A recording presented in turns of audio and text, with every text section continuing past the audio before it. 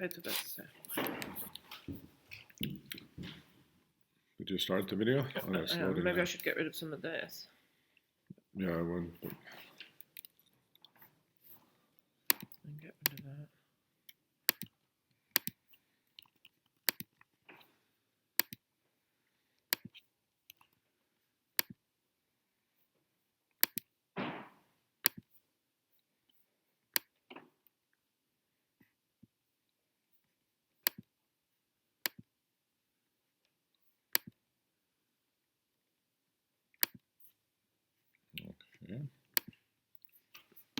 Okay, so I think we're live. Yes, we are. Hi, everyone. So we'll just hang out for a bit. I'm still having my breakfast. Wait for some people to come on, and then we'll begin. It's important. I really feel this is an important subject that we're going to talk about today. Say hello if you're around. I can see 3 people are on there. One of them I know is Florian, maybe. Yes.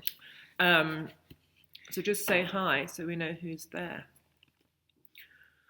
Okay, well, today we're going to talk about the animus, which is another word. It was Carl Jung that named this inner masculine, the animus, and Marion Woodman preferred to call it the inner masculine. I actually like referring to this as the inner masculine. But I think one of the most important things to highlight as we begin, hi Babsy, is that when we talk about the inner masculine or the animus, what we're talking about is not a gender. Hi, Scylla, good to see you. It's not a gender. It's an aspect of what makes up the psyche. So there's the feminine and the masculine, or the anima or the animus. And these parts of us that make up the psyche are opposites. And we could really look at it like yin and yang. You know, in the yang, there's a little bit of yin, you know, in the black circle there's a little bit of white, and in the white part there's a little bit of black, and that's the same in the psyche of the human. We have these opposites within us. So even though I'm in a feminine body, Florian's in a man's body, I have an inner masculine and Florian has an inner feminine. And really the journey of becoming whole is getting to know and be able to be in relationship with all these different parts of ourselves. And I brought this subject up today because I think it's really important. I've been doing a lot of work on the inner masculine myself, and I've realized that in the work that we're doing, we're seeing clients every day, all week, and with our clients, we're also seeing that what's coming up is a deep work that's needed for women anyway on the inner masculine. And another thing that triggered this Facebook Live was that, you know, we're confronted at the moment with this lockdown, the going slow, the reflecting on what's happening in life, looking at certain, you know, leaders in the world, these mainly men leaders that are supposed to be the voice of humanity, so to speak. And we know one of them very well in this country. And wondering, well, why is he there and what's the situation? What can we do to change things? We don't want to go back to normal. Many of us don't want to go back to what was the normal. But how do we change things? And I've heard a lot of people say, well, the only way to change people like the person that's at the head of this country, for example, is to recognize that we have an aspect of this energy within ourselves. And so it's within ourselves things have to change, which is, I agree. But what does it really mean to have an aspect of this archetype, this power-hungry archetype that's really beyond the president of this country? It's something that's infiltrated the world and controlled the world for at least 300, 400, 500 years en masse.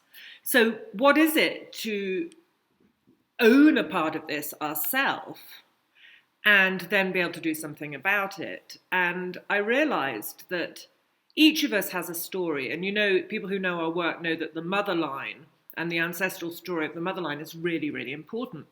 And hi, Karen and Celine. And each one of us has a story, depending on our mother line. And for women, as for men, but it's just the other way around. But I'm talking in terms of women. This is the Alchemy of Menopause page.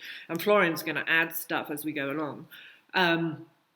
But for women, if we look at the mothers along our mother line, so starting with our mother, then our grandmother, and our great-grandmother, and our great-great-grandmother, and we look at their relationships with men, with their fathers, with their partners, even with their brothers, we can learn a lot about what we've internalized as our own inner masculine. Because in a lot of depth psychology, people say that the inner masculine is from our father, which is in part, but it doesn't stop there. We've learned this inner masculine has developed and evolved and become who he is, not just through our father, but through the whole of the mother line, through our grandmother's relationships with men, through our great-grandmother's relationships with men. It's deep and ancestral, and we're carrying it.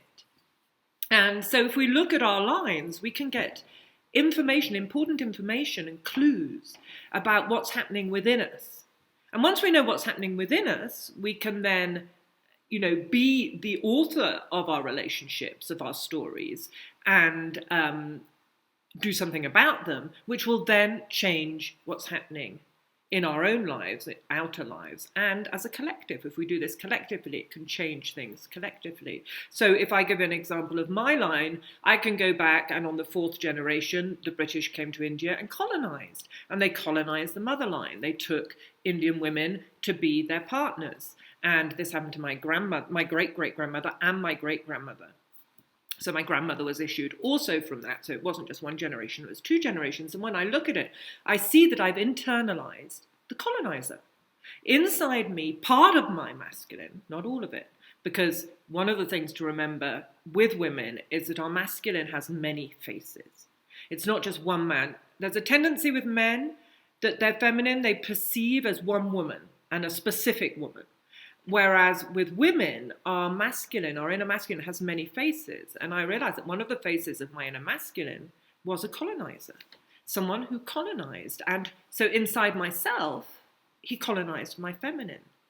And I mean, it's a long story. I'm writing a book at the moment, and I'm going through my journals and my life and realizing that he worked within me. I punished myself every single time from a child onwards before I was punished. I never did what I really felt my soul or heart's desire was, because the inner colonizer said, no, you can't do that. You're rubbish. You're not good enough. This isn't for you. You don't have the right. And eventually, in my outer relationships, I pulled in the colonizer as a partner. So my journey has been decolonizing my maternal line. So really, that's what I want to talk about today. I would really like your questions, because as Carl Jung said, working with the shadow is easy compared to working with the inner masculine or inner feminine. And I suppose that's because, with the shadow, you can just really turn, as a very simple way of working with the shadow, you can turn things into their opposite and see how, that resonates with you. To see what's happening in your shadow. I mean, the work of Baron Katie is a very simplified version of shadow work. You just see the opposite of what you're thinking, feeling, or projecting outwards. But the work on the inner masculine is deep, complicated, intense, and you need to really commit yourself to it. But I believe it is vital. I believe that it's really part of what we need for global healing. Can I interject? Of course. So one reason the shadow is easier to work with is because for most of us, it has a very strong presence in the personal unconscious. Basically all the personal unconscious is in our personal shadow. Of course, there are collective dimensions, but it's easier to understand the shadow within the personal. And of course, there's these patterns that organize. So often we project our shadow onto a person we don't like or something. Those are these sort of hidden and anatomical organizational structures. What's much harder about the anima and animus is they're at the threshold between the individual and the collective unconscious. So I think there's a real challenge to the ego to realize that there's this part inside of us that's part of us, but also not part of us, because it's sort of, we're part of it to the extent that we arise out of the collective unconscious. So I think that's what makes it much harder on a level of trying to understand, wrap our head around, and perceive it. And I think it's as Cathy said, it's much easier to work with a shadow projection, saying, "Oh, I really don't like that person. What part of them of myself am I projecting onto them?" Because the animus and anima are so much more autonomous, I think that's a lot harder to do. Yeah, I think that's an important point. So one of the things that's really helped me to understand this relationship is that they're autonomous. So your inner masculine isn't something you can really control. The only way you can control is through the relationship with the inner masculine. You can't control the inner masculine, you can control your way of relating to it. And, you know, to simplify things, if you think of where we're at in the world today and the forces that have really got us here, that are, once again, we'll use our our president as an example. They're sort of symbolized by certain people on the planet today. What can I say? In a way, the more unconscious you are, the more possessed you are. So by these archetypes. So we're seeing a lot of possession by these unconscious forces, both in individuals and in power structures and society. So there's sort of these different layers of the fractal. So I tend to. That's okay. So we can see that, you know, collectively as a world, as a planet, how have we got there? How have we got through history to be at this point where we are today with these type of people as, you know, the pinnacles of humanity and the powers that be? And then we can take that and look at our own mother lines, our own stories, our own ancestral lineages, and say, well, how did these relationships develop within me? So how did the men and the women relate? What were the stories? We've been working this week with a client who has slavery in her background. So mine has colonizer, colonized. Hers has slave owner, slave in her background. So that's her story to unravel. But these give us, in a way, the framework from which we can start to look at the different aspects that we have in ourselves, or the different power struggles that might be coming through our inner masculine. And why is it the inner masculine for women? And this, in a way, men are tackling this on the outside. What is their sacred masculinity, and what is this imposed patriarchal power structure that men have been brought up to believe is them? Ours is within, because, in fact, land, matter, mother, the feminine are all, in a way, resonances of the same thing. And that they are the things that have been colonized or been formed into slavery. And once again, remember, we're not talking about man and woman, we're talking about masculine and feminine, which we both have. So really, the next question to ask is, well, okay, we've understood that these are forces within us. We have an inner masculine, it has many different faces, it's autonomous. I need to build a relationship with it consciously in order to be able to stop it from controlling my life, and we need to do that individually as well as collectively. For example, at the moment I'm writing my book, and I'm writing a chapter where I realized that I, for years couldn't write this book. I felt it wanting to be born. That was the feminine. There was the urge. It knew something wanted to be birthed. But the energy, which is my inner masculine, that should support that and bring it out into the world, was doing the opposite and saying, no way. You don't have the right to do that. You're nothing. You're just something to be commercialized, a commodity in terms of the feminine, in terms of land, in terms of the planet. So what are the, we'll get to questions as well. I can see that people have got questions saying things that's really important, and I want to be able to relate to them in a minute. So let's just move on a bit and then we'll get to questions. So what are some of the things that I can do? What am I doing, and what are we doing with our clients to help them work with this force that's within us, this inner masculine? And one of the things that I've realized is probably the most important thing that we could do. Well, there are a few things, but one of them that I've found extremely helpful is dream work. Can you tell us why dreams are so important when working with these parts of ourselves? Well, I think it was Freud who said the dreams are the royal road to the unconscious. The challenge with listening to the unconscious is that the ego, of course, tries to trick us in all these different ways. There's a Jungian friend of mine who really initiated me into this, always said, intuitive is right half the time. If you're guessing yes, no, just by sheer chance, you're going to get the. So it's very hard to switch off the ego, because the ego is constantly trying. The ego is a sense-making function. It's sort of like there's all this information out there, and our ego sort of filters it and constructs a reality and a story. And it does the same when we are looking inward. And when we're dreaming or asleep, the ego is offline, you could say. So that's one reason that dream content is considered very pure messages from the unconscious. And we can tell that because I think one of the things the ego tries to do is impose an order. And of course, we all know that dreams have their own logic, and it's often strange or not like in quote real life.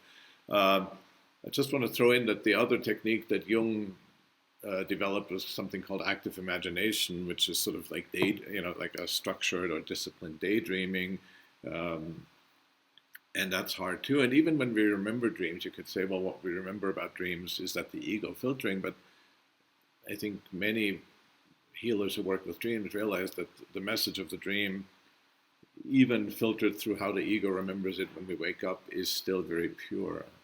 There's other ways to open the doorways, like I mentioned, active imagination. For us, it's really when we're working with these alive aromas that we work with, that opens us up, and we can explain that biologically, that it switches off the default mode network, but practically, experientially, these things come up that the ego has no idea where they came from. So it's all about sort of becoming aware of the filters of the ego and trying to go beyond those.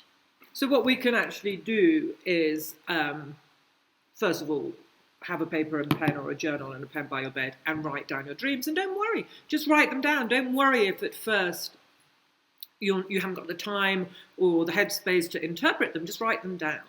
And you can go further than that. And if you really are working on your inner masculine as a subject, for example, as a theme within your own inner journey, you can ask questions before you go to sleep.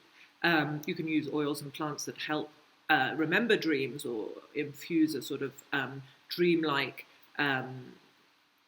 door opening for the unconscious. But you can ask a question, and often you will be able to dream some of the answers to that question. But anyway, just even if it doesn't seem like it exactly. And just a couple practical things. So auto-suggestion works well. So if you, not just right before you go to sleep, but if you have an intention, even as simple as tonight I want to remember my dreams, maybe put a post-it on your bathroom mirror, but just tell yourself multiple times a day, tonight I'm going to remember my dreams, or it'd be nice, sort of make it, don't create too much pressure.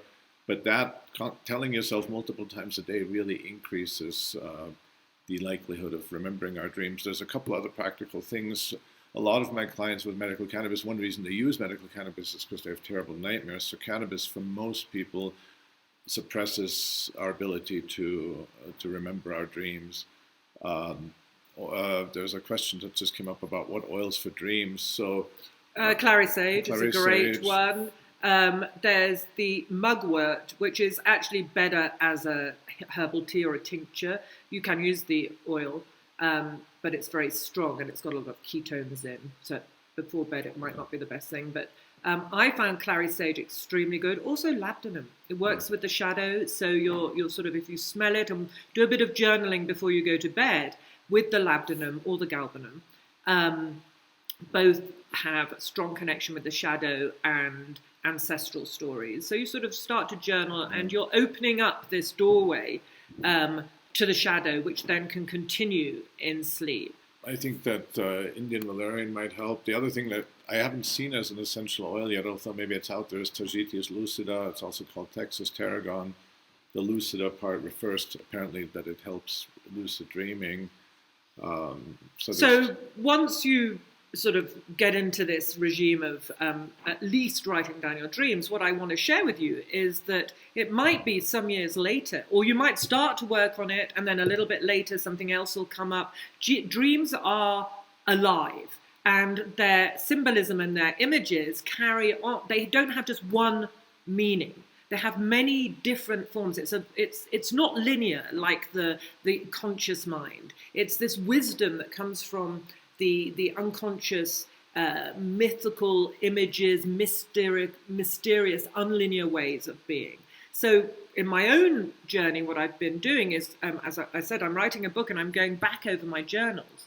And at the moment, I'm working on a journal from 2018. And I can see that over a period of 2 weeks, I had 4 dreams. And now, going back, I see exactly how they relate to where I was then with my animus. And interesting enough, because it's in my journal, there are my dreams, and then there's what's happening in real life, in conscious life, and how these dreams and the conscious things that are going on in my life are interwoven and affect each other. And I just want to answer Alex's important question, about gender. We're talking about inner masculine, inner feminine. But what about, we know that these aren't man and woman. They are energies. And they don't have to be called inner masculine and inner feminine. They could be called yin and yang, or active and, even active and passive isn't really that great, because passive gives the idea of, but inward or outward, or... What's important, though, however, is that this goes back, for me, the way I understand this is there isn't any babies without an egg and a sperm. Whatever the gender, whatever our preference in the external world in our life today, whenever we want a baby, there's got to be an embodied the egg represents matter, and then the sperm animates matter with this active energy that swims very fast. First one gets there, zhunk, and it penetrates matter. That's what this is about. This is really the primal symbolism of what it is. And we have this inside us. We're going to call it feminine, but please remember it's not gender. This feminine aspect of ourselves is embodiment. That's why the mother line is so important, because the mitochondrial DNA is in our cells. It is unchanged the whole way up the mother line. It is the thread. When a soul comes into a human body, it chooses, albeit unconsciously, a mother line. And the mother line gives it the embodied information that's going to affect its story, its soul story in this lifetime. It gives it its ancestors. And then the spirit of the masculine penetrates that by beholding it, by bringing what it throbs with into life, into form. So I hope that's answered a bit your question, Alex. But going back to the dreams, so you can, if you get into your dreams and you really start working with them, you'll see how the inner masculine, where he's at first. If you haven't worked with him yet, you'll start to notice the men in your dreams. So it's the men in your dreams that represent aspects of your inner masculine, to put it simply. The women in your dreams, if you're a woman, represent more shadow aspects of yourself that you're probably unaware of or only just becoming aware of.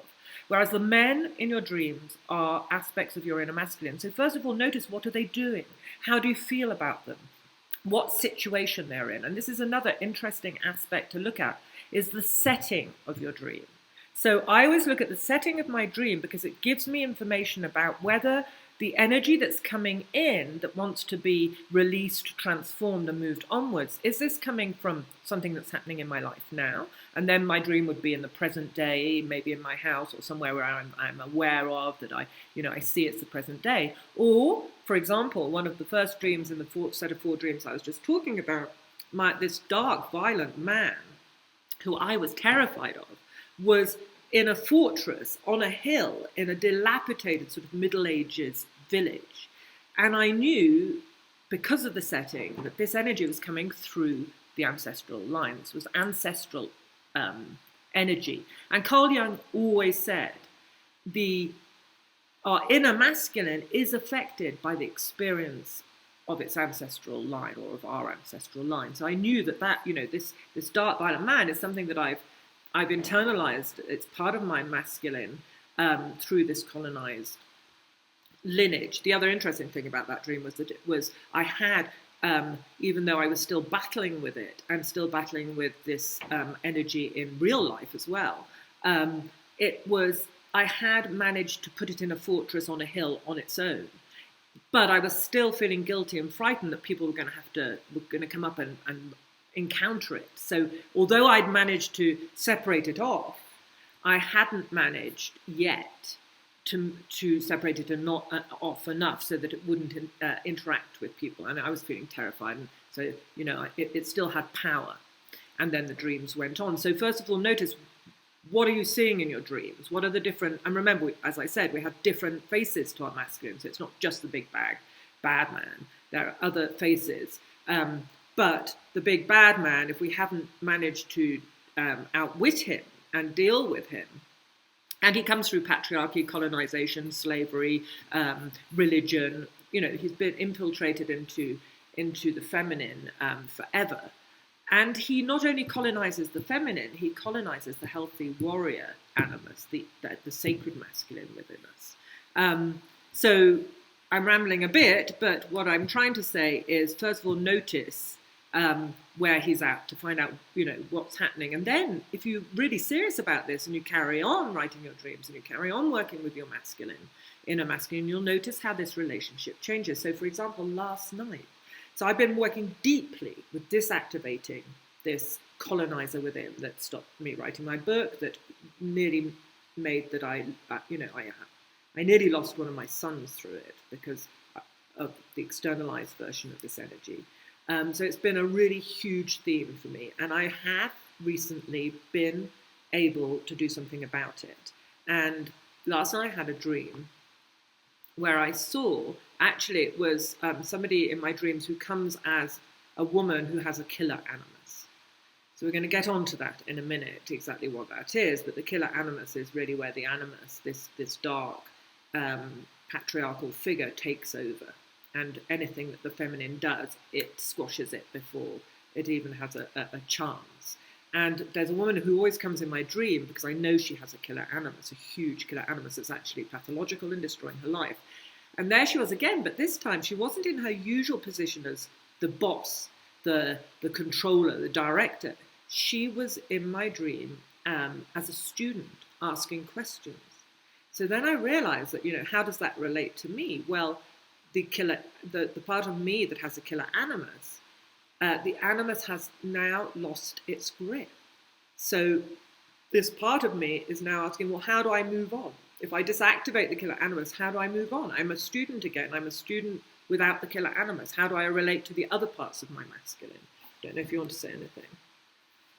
Yeah, I mean, again, the archetype of the animus, and we've touched about several things, they are infinitely deep. So any one face that presents itself is just one aspect. I think it's important not to confuse the one face that an animus chooses to wear when they appear in dreams is all of it. So I think that's why when we encounter this negative animus, killer animus, remember, it's just one aspect of it that can be transformed and healed. I've been working, it's not really a choice, but my journey with my anima has been quite long. And a few weeks ago I had a dream where this older woman who was wearing sort of 1940s style clothes died on a journey, on a serious hike to escape something. And I realized that, the certain parts need to be left behind. I'm reminded of that client we worked with, the young person with number 4. Oh yeah. So there's a new client we have who appears to have multiple personality, but she's actually quite integrated. She can talk with all of them, and there's a very aggressive, violent male figure. And the last time we talked, she said he's dying. So her psyche is rearranging how the animus, in her case, or this one face of the animus presents itself. So these are living, autonomous things that are in us, and we're in them. And that's, I think, when I said earlier that the animus is part of the collective and the anima, that's not just random, but it's in the collective through the ancestry. In the same way that we are a creation of our ancestors, we are also an emanation of the collective. And so that connection, or that existence of the anima and animus in both the person and the collective isn't abstract. It's on one level, mostly, I think it makes most sense to think of it as that psychic heritage. Yeah. Well, I think one thing that's very important to remember is that the psychological factor that can help us in our own journey towards wholeness can only happen when a woman is able to differentiate between herself and her inner man. When they're still enmeshed, there's no relationship. We're being controlled in a way by that part of us, not all the time, but when he decides to come up and take the lead, then we're being controlled. And that affects our outer life, and as I said, our inner life. We don't write our book, we don't do what we're meant to do, we don't live our soul's purpose. So the key is to find the tools that enable us to, first of all, differentiate what is this inner masculine, what faces does he have, how does he come into me, how does he speak to me, and what is me? And then how am I going to build relationship with this, and which parts of myself do I want to build relationship with, and which parts need to be banished? And I think another thing that I've realized here that I believe is really important is, up till now in depth psychology, everybody said, well, you can't kill the inner animus and the inner masculine. And I agree, you can't kill him. He's a part of you and he's autonomous. But there is a part that I believe is really manifesting in the world today globally as an archetype that needs to die.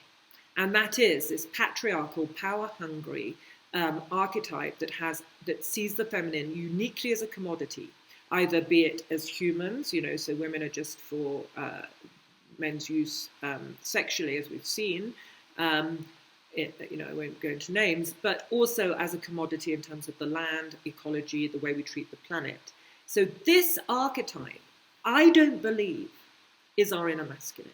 I believe it's like a vampirism, a parasitism that comes in and takes over both men on the outside. So the men that we see emanating this, and every man is battling within him because he's been educated with this in our society. But those that really emulate it and use it and are taken over by it, inside there is a sacred masculine. They've just been parasited. And the same within women.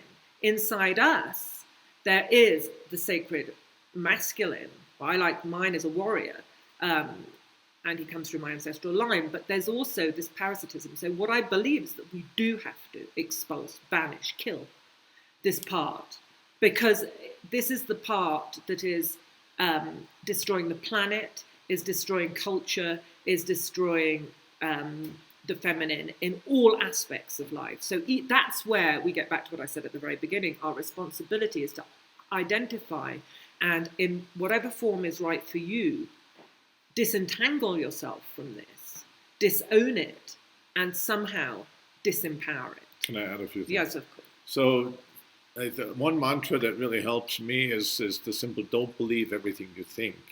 I think that a lot of our thoughts, as Cathy said, are these parasitic thoughts. And so what part of ourselves is it that sees this and allows the transformation to happen? For me, I call that the heart awareness. It's not the intellectual awareness, but it's this holistic awareness when we're centered in our heart. And that's really the alchemical vessel. That's the cooking vessel in which all these ideas or these archetypes appear and are transformed. And I'm reminded of the notion of idiot compassion. Like sometimes the most compassionate thing is to kill it or to really deactivate, because to say, all are welcome, or this idiot compassion will often perpetuate that. And I think that's what, these struggles are often very seductive. There's this sort of pull to act in that parasitic way. A parasite, insinuates and convinces often us that we can't exist without the parasite. Yeah, and that's helped by education, right. The whole way our society that's all part of that parasite. Controlled. So to say, oh, I feel bad for the parasite, no, that's idiot compassion. We need to be clear, and in the beholding of the heart awareness, in that alchemical vessels, things are going to burn, things are going to transform. I want to just say, yes, Rachel, dreams are bringing the unconscious to the conscious, and that is part of the journey of becoming whole. We cannot be whole if we don't work with and welcome in the unconscious aspects of ourselves that are ready to come into consciousness. If we repress them, then we're in trouble. So dreams are one of the main ways that we can do this. Not the only way, but one of the ways. And Kristen Connolly says, so many people I'm working with are having nightmares. Well, I think these nightmares during this pandemic are this aspect of ourselves that, in a way, it's coming to consciousness through people like our president, that we're all able to see, but it's coming to consciousness within us for us to be able to decide how we're going to disempower, decolonize ourselves from this vampiristic aspect of humanity. Yeah, I just wanted to say one thing. Don't forget, because we're talking about the negative masculine, the sacred masculine is underneath all that. And in my own journey, what I realized was that, people with a mixed race mother line, in a way, the gift of that is that you see very clearly within your own lineage what has happened when something gets colonized. But it is all lines in some form or another that have been colonized in some form or another for the last 500 years. Much more, really, but we can, pin it down to the last 4, 5, 6 generations. And so what I realized is what I was decolonizing was not just my feminine, but my healthy sacred masculine that worked with my feminine in a sacred union. And if I looked at my own bloodline, that was my great-great-grandmother's parents. Her father and mother were from a tribe in India. So when I disactivated the colonizer, I suddenly found myself developing relationship with this healthy masculine in my line. I called him a warrior. And our healthy masculine is there for us to have our own ideas, to create our heart's work, our soul's purpose on earth, to find our deepest sense of self and creativity, and bring it forward. That's the function of our healthy masculine. And we have to be in control of our own animus in order to do that. And the only way to be in control of it, because it's autonomous, is to build relationship with it. So don't forget, underneath this work of the tyrant, the inner tyrant, is the work of finding that beautiful sacred masculine. And the more you do this inside yourself, the more your outer relationships with the masculine are going to change. And the more collectively we do this, the more our outer manifestation of what it is to be masculine and feminine and how these energies work together is going to emulate in the world. And the more we decolonize ourselves, the less power these forces that are destructive both to the planet and to the feminine are going to lose their power. It's like an egregore or a pendulum. How are we going to play into it? Are we going to buy into it? Or are we going to do the deep inner work that we need to do in order to understand what's happening within ourselves, build that relationship with ourselves, and then it's going to happen on its own? Yes, it is, Cindy. This will be available later. And on YouTube. And we're going to put it on YouTube. So can I just have my notes back there? So while you're looking at what to say next, I think that's what's really important is the more we pretend that we don't have those challenging parts inside of us, the more we try to suppress it, the more they rule us unconsciously, the more we project them outward. And again, projection is always unconscious. So the more we say, no, it's your fault. There's that, I really hate Facebook, but there's that meme going around on Facebook, 3 signs you're projecting. Number 1, I'm not projecting. So it's very important to be aware of that it'd be nice to say, oh, I'm all these nice sides that I like, and these sides that I don't like, I'm not. But at the same time, working on ourselves gives us back that sense of there's something we can do. We can always work on ourselves, because I think one of the patterns, one of the things this battle of the archetypes is making right now is that some people are feeling very hopeless and powerless. But with regards to working on ourselves, we are not hopeless. That's where we can always work on it, and we're not powerless. And we're going to finish soon because we don't want to go on forever, and we've been here for 40 minutes. But what I think is very important as well in this work is if you just, if you're in relationship and you notice the points at which you argue in relationship, sometimes, you might be in very positive relationship. You love your partner, you know he's your lifetime partner, but there are these moments where both of you argue like kids, and in a way, afterward you think, what were you doing? What was coming out of me? It's like I couldn't control myself. Something took over, and same with my partner. Now we were like kids bickering, and we don't really know even what about. Well, what happens is, until we really take responsibility for our inner masculine or inner feminine and really build relationship with it and work with it and, etc., what we've talked about, these parts of ourselves play out. And it's a disaster when, for example, my inner masculine comes out and his inner, which triggers often his inner feminine, and we are really not in it. They start to have a row. That is a disaster, because these two autonomous parts of ourselves have taken over. We're no longer really in control of our relationship or of ourselves. They are taken over, and there's no way they're going to get on, because these are parts of ourselves that don't need to come out like this. These are the parts of ourselves that are our inner, private deal. And so when we're not conscious of them, they come out. And that's where relationships, they come out, they argue, it keeps on going. The relationship splits up because they say, oh, this isn't working. And the person goes on and finds exactly the same deal going on in a different setting, in a different man or woman. So the only way to find yourself in a relationship that's going to be healthy is to get that relationship healthy within first. And that's really, the sacred union, the conjunctio plays out within and without. I'm reminded of the alchemical imagery. There's some where it's a woman and a snake, and they're sort of entangled. This is old woodcuts from medieval Europe. They kill each other, and that's really the unconscious parts.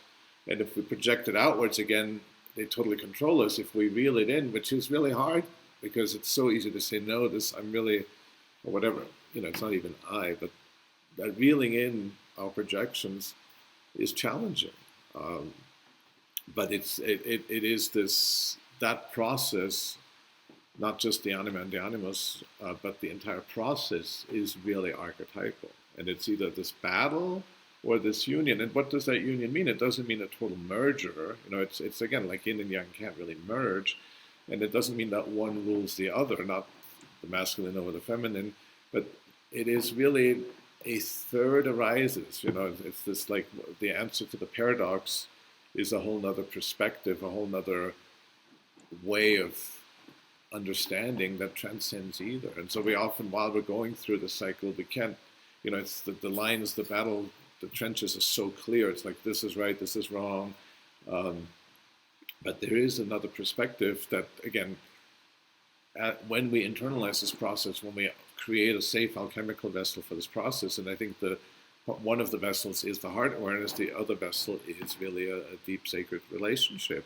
That's when, these things will burn through us, will cook us, but just as in cooking the food, as long as the vessel is intact, the food gets cooked, it doesn't spill everywhere, it doesn't get burned. But that deep inner relationship can't really take place until each person takes responsibility for their own inner marriage. Exactly. I want to end on a quote, and it's a quote, I think it's a good quote because it's by Emma Young, who was Carl Jung's wife.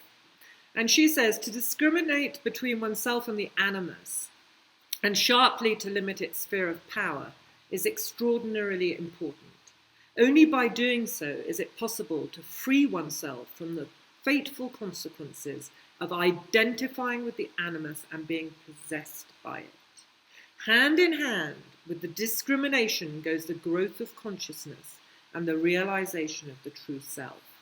When women succeed in maintaining themselves against the animus instead of allowing themselves to be devoured by it, then it ceases to be only a danger and becomes a creative power. We women need this power.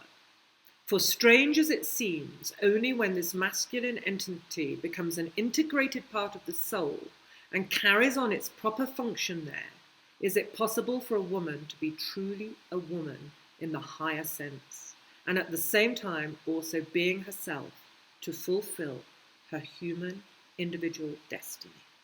Okay, so love you as well, Alex. Lots of love, and we'll be back.